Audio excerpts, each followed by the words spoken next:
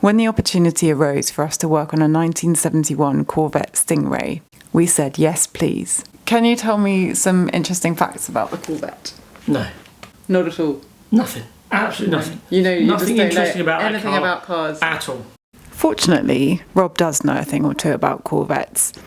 So yes, the Corvette is fiberglass bodied with a metal chassis, and it also has an internal metal structure called a birdcage, which goes up round the windscreen, round the front, and it stops you from getting squished if you get rolled over, and adds a bit of rigidity so the doors don't fall off. The birdcage rusts because it's encased in the fiberglass, not bolted into it, it's encased in it. So the moisture gets between the two, especially in this country, and rots the pair out. So you have to be very careful with that on Corvettes. There's a few signs: wet feet, wobbly doors. It's a fiberglass car, but there is still welding involved. And then you have to bond the fiberglass back on and stick the top of the wings back on again in the right place. She was in need of quite a bit of TLC. Being a 70s girl, that is not surprising, as that's quite an age for a car now. The once red interior was tired and looked more black than red. Paint had fallen off most areas, leaving her patchy and run down. Much as our excitement and enthusiasm was strong, there is also the feeling of immense pressure.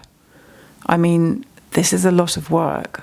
You find yourself in the really, really daunting phase. The brutal truth is that the vision and dreams we all have about how this car is going to look isn't going to happen unless we make it, unless we do it. You've got to be careful when you put it in a spray oven, because if you bake it like a normal car, Corvette's about one of the only ones that will sort of take it, but you are still risking it if there is anything in there. This red one did hit, and I did put it on to try and speed the primer up, and it lifted a bubble up around the lights, and I blistered around the lights, and the only way to cure that is to dig it all out, which is very frustrating when something's in primer. You have to dig it all out, find it all resin and repair and fix it so it doesn't do it the next time. Having said that, if I find it, then they're not going to find it on a showground on a sunny day, which is nice. To say it's a difficult product to work with, I wouldn't say it was anything difficult than anything else, but you have to understand it. Rob does this all himself, by hand, every single bit. You can't miss anything. It has to be right.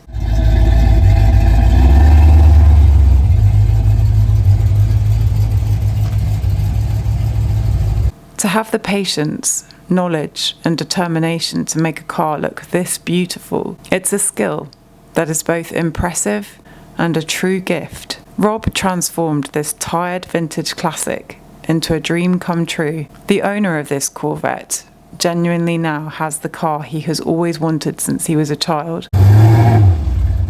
Everything on this project was done from the heart and to the spec for what the customer had asked for. Every project makes me nervous about what might happen to it later on. Fiberglass, something could happen. Rust on a metal car is an issue that I do my very, very best, but there's still no strict guarantees. There's always room for improvement on anything. I think if I said I was happy with every project went out here, I'd be lying. There's always room for improvement. I think the day I stop improving, that's when the fun goes out of it.